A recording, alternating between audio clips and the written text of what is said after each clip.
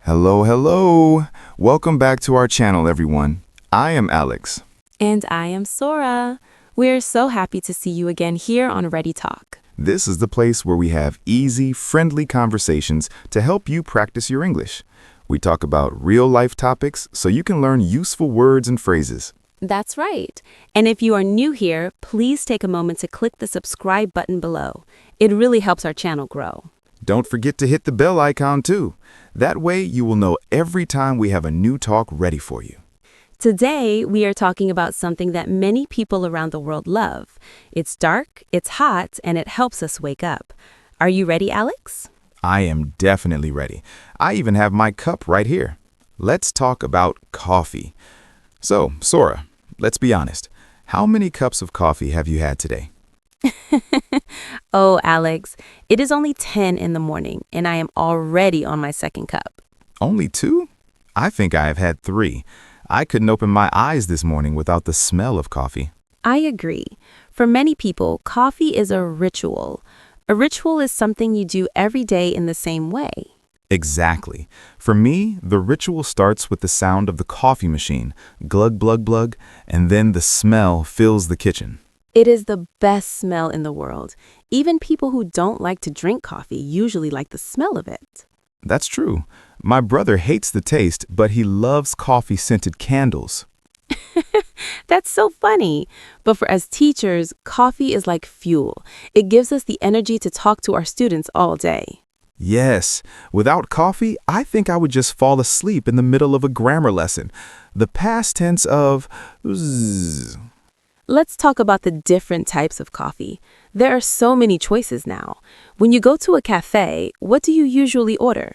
I like to keep it simple. I usually get a latte. A latte is great. For our beginners, a latte is espresso mixed with a lot of steamed milk. It's very smooth. Yes, I like it because it's not too strong. What about you, Sora? I am a bit more serious about my coffee.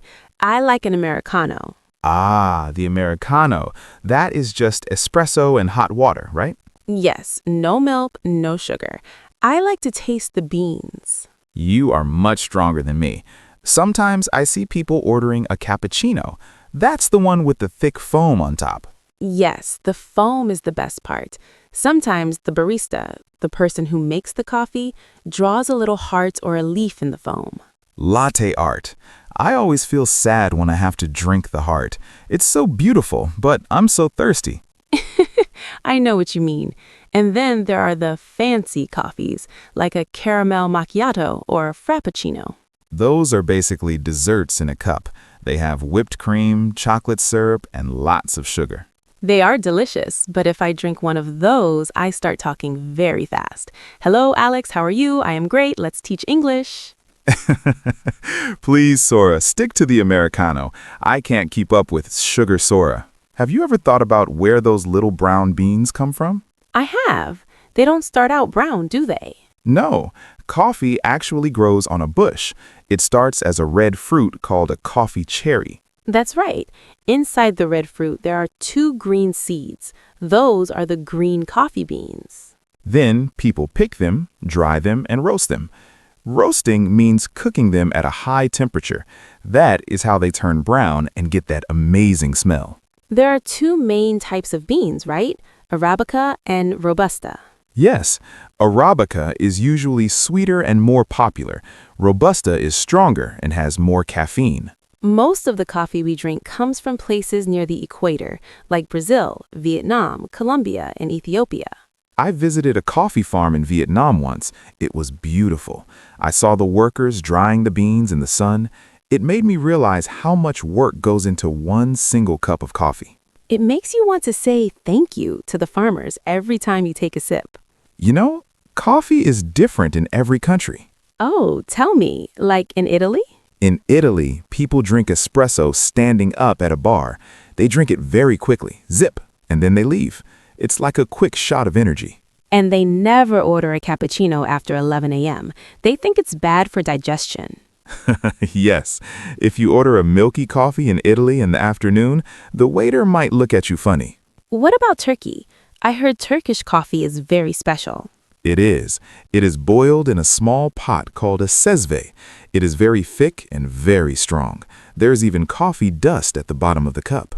In some cultures, people use that dust at the bottom of the cup to tell your future. Really? What did my coffee say about my future today? It said, Alex will feel very energetic for 2 hours, and then he will need a nap. That sounds very accurate. Let's talk about add-ons. Do you put anything in your coffee? I usually put a little bit of sugar, just 1 spoonful. I am a purist. I drink it black. That means nothing added. I also noticed many people are using alternative milks now. Yes, like oat milk, almond milk, or soy milk.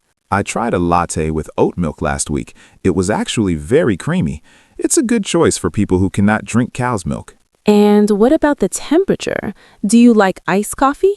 In the summer, definitely. An iced long black or a cold brew is so refreshing when it's 30 degrees outside. Cold brew is interesting because they never use hot water. They let the coffee sit in cold water for a long time, maybe 12 or 20 hours. That makes it taste much smoother and less bitter. It's perfect for a hot afternoon. Alex, have you ever seen those funny coffee mugs with writing on them? Oh yes, my favorite one says, "A yawn is a silent scream for coffee." That is so true. I have one that says, first I drink the coffee, then I do the things. That should be the motto for Ready Talk. We should make our own mugs. Ready Talk. English is better with coffee. I love it. But seriously, Sora, do you think people drink too much coffee? Well, if your hands start shaking and you can't sleep at night, maybe it's too much. That's why decaf exists, decaffeinated coffee. It has the taste, but it doesn't keep you awake. I think decaf is like a car with no engine. It looks nice, but it doesn't go anywhere. You are a true coffee lover, Sora. You want the engine to be running. If our students go to a cafe in an English-speaking country, what are some important phrases to know? That's a great question. First, you should know the sizes, usually small, medium, and large. But in some famous shops, they use different names like tall, grande, and venti. It can be confusing. Just remember, point and smile. Another good phrase is to go or for here. Right. If you want to drink it in the shop, say for here. If you want to take it to your office, say to go.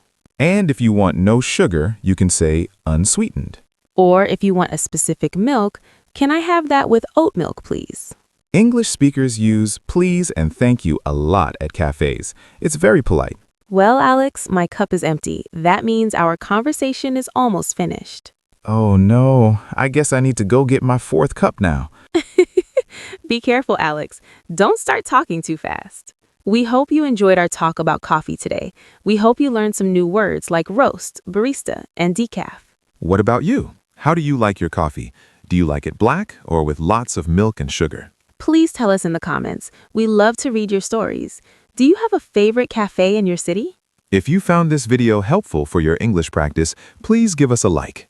And one more time, if you haven't yet, please subscribe to Ready Talk. It really helps us stay caffeinated and ready to make more videos.